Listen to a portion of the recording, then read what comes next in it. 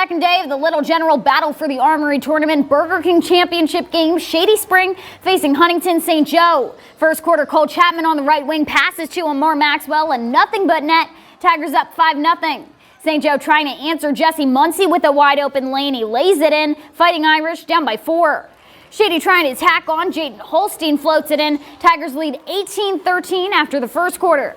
Moving to the second now, Cameron Mans makes the close range basket. He may be number 24, but he finishes the night with 22 points.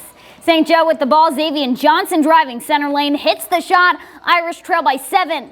Then St. Joe ball intercepted by Braden Chapman. A little flare on this layup. Shady up 27-15, and the Tigers prove to be kings of the court. They go on to an 88-53, taking home all the Whoppers. Next up, Princeton taking on Greater Beckley in the Pepsi Division Championship game. Getting into it, Princeton's Devon Edwards penetrates left and kicks it out to Chris Joyce in the corner, who then drives the baseline and finishes. His layup good for 2. Princeton up 8-6 early. John Wellman leading the break for Princeton, and he'll punch this one home for 2. Princeton up now 27-18 in the second. Coming out of the half, Greater Beckley storms back into the game with this shot by Caden Smallwood going down and forcing Princeton to take a timeout to stop the bleeding. Game all tied up at 35 early in the third. But that bandage applied earlier by Princeton would soon come undone as Greater Beckley's Caden Smallwood slips past his defender and lays in the easy 2. Greater Beckley up 75-63 with just under 2 minutes left of play. Chris Joyce would try to bring Princeton back by knocking down a corner 3 and bring his team within 7 of the lead, but Greater Beckley ultimately goes on to win. Final score 81-74. Burger King consolation game now. Cabell Midland hosting Woodrow Wilson. Let's jump to the fourth quarter. Knights with the ball. Chandler Schmidt finds Kyle Frost right under the basket. He lays it in. Cabell Midland up by 14. Flying Eagles trying to cut the deficit. Elijah Waller trying to drain the 3. Shot off target but recovered by Braden Hawthorne. He makes the close range basket. Woodrow down by 10.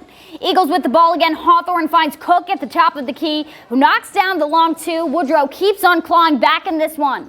Then Knights with possession of the ball. It's Tevin Taylor on the rebound. Passes to Aiden Cottrell, who makes the shot and gets fouled. How about that for teamwork? A few minutes later, Flying Eagles with the ball. Pass it around. They find Pack on the right side from beyond the arc and count it. 2:30 left of play now. Dom Schmidt driving, lays it in. That puts the cherry on top for Cabell Midland. Woodrow falls 61-49 your final. Moving to Elkins and Wyoming East for the Pepsi consolation game. Wyoming East would start out slow in this one, but Garrett Mitchell looks to give his team some life support with the mid-range fader. Wyoming East down 27-16 to start off the second.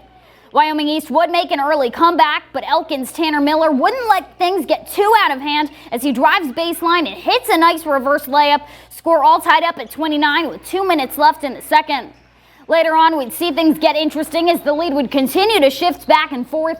Elkins' Max Johnson putting it all on the line with this play, putting his team down just 5 early in the fourth after converting on the N1. Elkins continues to fight hard and manages to take back the lead with this shot from Corey Harper. Score now 53-51 midway through the fourth. Wyoming East Tucker Cook hoping to put his team back out in front, but the shot won't go. Chandler Johnson, however, is there for the rebound and puts that ball in for 2. Score now 55-54, Wyoming East on top. A valiant effort from Elkins, but Wyoming East goes on to win. Your final score 66-63. And that does it for sports. We'll be right back.